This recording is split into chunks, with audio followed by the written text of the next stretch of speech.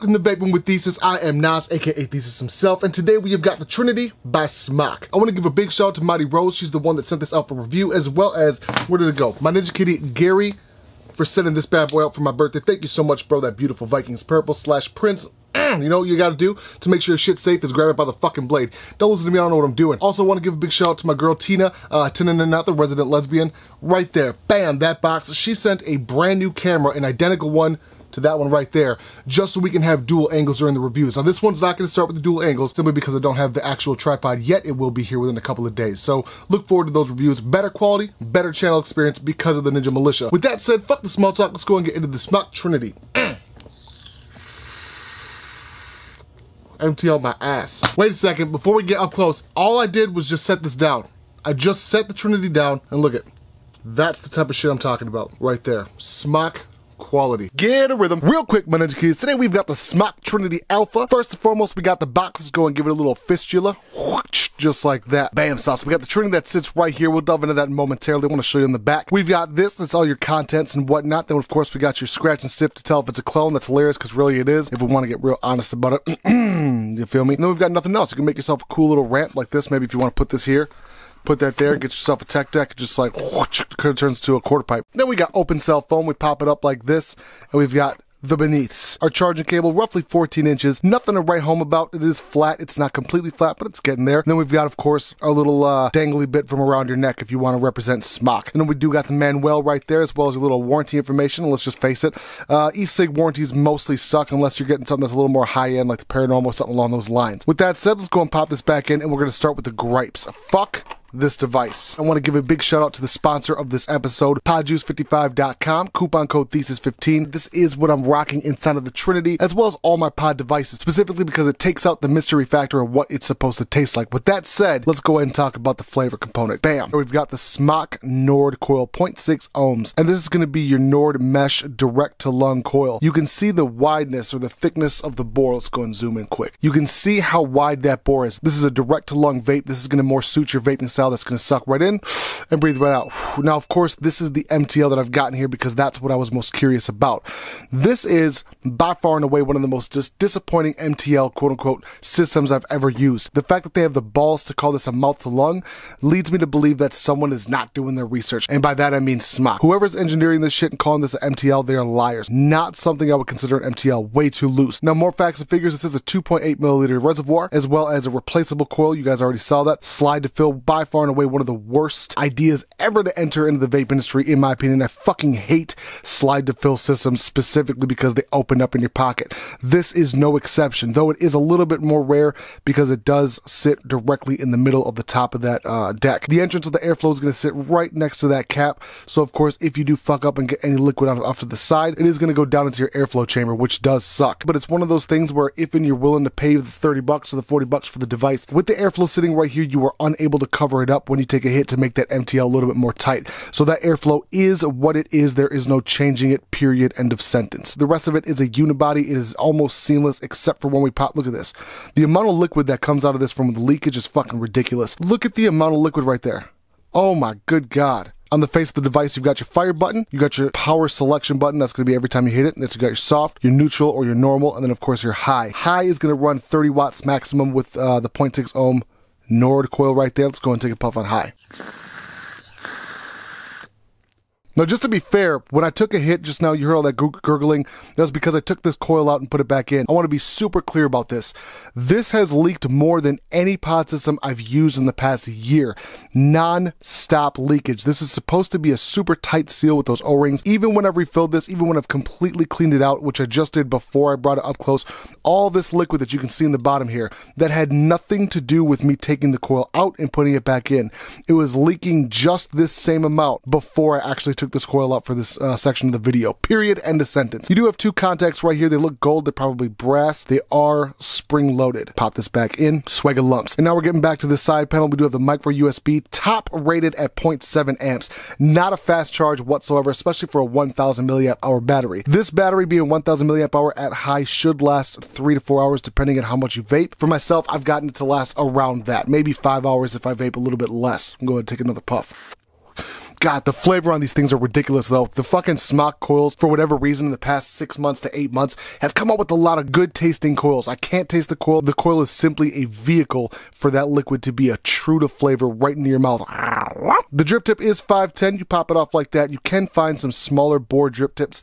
I think I've actually got a smaller bore drip tip on my K-Fun that I might end up by trying to use on here. I did use one with a little bit larger bore to see if I can eke a little bit more flavor out of it, and I just couldn't. The flavor is basically as good as it gets, especially in terms of a Smok. The resin panels on either side are not actually resin, so it's bullshit that they advertise that. Let's go and pop this. Let's see. Huge shout out to my boy Gary for sending me this knife. This is a protector right over this resin panel. We'll go ahead and see what's underneath it in a sec. Whew, that looks like a sticker to me. Now y'all tell me, does this look like resin to you guys, or does that look like a sticker? Just because of how shitty pixelated version this is. That doesn't look like legitimate resin. Yep, that's a sticker, now that we got that out of the way. God damn, this shit is sticky as fuck. So right here, this is kind of one of my bigger gripes with it, is, oh my, look at this shit, man. What in the fuck am I supposed to do with the amount of leakage that you're giving me? The resistance range is 0.5 ohms up to 3 ohms. Why they would have it adjustable like that or variable like that, I don't know, because you're only using the Smok Nord version of the coils. Regardless, it is what it is. Okay, so I'm gonna just go and weigh this up quick and compare it to its counterpart, the Orion, right here. I'm gonna guess this one's full. I'm gonna guess this one might weigh a bit more, only because it's got liquid in it. Let's go and put the sticker on it, because that's what it was like. 94.5 grams. Let's go and throw this. This is an empty, brand new coil, no liquid in it at all. 83, so I'm guessing around the same roughly, but when you're looking at it, look at the size difference right here. Virtually the same, just a tiny bit taller on the Orion, a little bit wider on the Smok. This is by far and away a superior pod system in my humble opinion, especially the way that everything works, the springs in it, the moving parts. When you've got shit like this, it's all the way clicked in completely. Let's go and take a listen. I'm going to go ahead and shove this inside of her. You're going to be able to hear it. 1, 2, 3. You hear that click? Watch this. Comes right the fuck out. No problem whatsoever all day long. Takes almost no pressure to come out. Look at that. That's the type of shit that I fucking hate seeing inside of systems like this. This one isn't perfect either, but it's a lot. But holy shit. But I cannot get it out without using the actual eject button.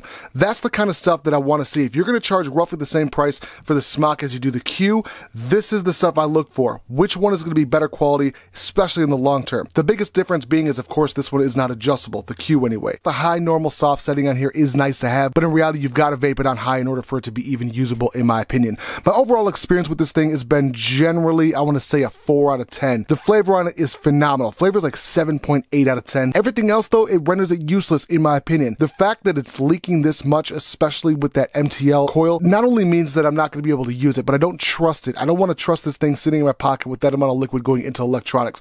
Period. End of sentence. It's just not something I want to risk. Little stuff like this, the LEDs, you push it, that's green, eventually turns orange, eventually turns red. Those little things like indicator lights, that is nice to have because some pod systems don't have that feature that's built in. The 2.8 mils does seem to last a decent amount of time, except for the fact that when I'm vaping it direct to lung, of course, that's going to be a different story. One of the other flaws that I kept noticing was this. You see this giant gap right here at the bottom. It doesn't even sit flush with the body of the pod. This is so bogus. Can you guys see the wiggliness out of that? All it would have taken Smok to make a perfect pod system is to make adjustable airflow, bring that MTL bore a lot thinner so it's a lot more restrictive, and then not use this bullshit. This whole slide to fill option is just not something I like to see. It definitely opened up in my pocket a couple of times. I'm having kind of on and off feelings on whether or not that might be contributing to the actual leakiness of this system. The moment it starts to leak for me, it's done. It's no longer a viable option in my opinion. Bitch, it's okay, smell the truckers. Now with that being said, let's go and get back to regular view, son. My final summation is this. The Smok Trinity Alpha is by far and away the most overrated device I've seen online. Now look, this is just one man's opinion. It's just me, just myself. Anyone else disagrees, that's okay. That's what opinions are for. I'm looking right now at Element Vape. 3 reviews, 4.5 stars. I'm also looking at VapingSource.com. 5-star review. Vape Wild, 4.5 stars. God damn, why does VapingDNA charge so much more than everybody else? I get it, good customer service, but $41 is not worth it. Now for me, the biggest thing that I look for in any device is what does it promise and what does it deliver? Even if this thing has great flavor, which it does, the flavor is good. Even though it's got good flavor, even though it's got options as well as some versatility in terms of the adjustability with it, it's still not giving me what it promised. It promised an MTL. To me, a perfect MTL is something like the K-Fun. The K-Fun Lite 2019, this is an absolute perfect dream mouth to lung in my opinion. Now, of course, it is adjustable, so we'll go ahead and just kind of leave it at that. Now let's go and look at something like the Magic Auto Pack by Joytech. Huge shout out to my boy E-Rock. He's the one that sent this out for review. It is closer to an MTL than the Smok Trinity. Let's go and take a puff. Beautiful. Let's go ahead and take a puff. Oddly enough, the Smok Slim SLM, this Smok Slim SLM is by far and away the best MTL Smok has ever come out with. No one's really talked much about it. I'm going to actually do a review on it relatively shortly. It was supposed to be done a while back, but honestly I forgot about it and then I lost it. I actually just found it. Let's go ahead and take a puff.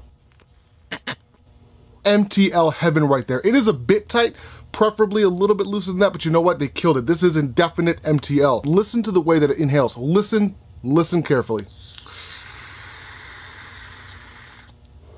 Straight direct to lung. If we're gonna delve onto the flavor section, I don't know what SmokTech's been doing different in the past 6 months, but their coils have been amazing in terms of flavor. Now longevity, that's a little bit different story, but the flavor factor in Smok's coils have gotten so good. The Smok Nord delivers one of the most truest to life flavors for my daily pod system liquid. That's Pod Juice 55 Jewel Mint specifically. The amount of power that you're getting with the high setting is just not quite up to par in terms of what I would want, but the amount of liquid you can actually fit inside the reservoir is perfect. Here's one of the biggest downfalls right there. All of this leaking. This should not exist.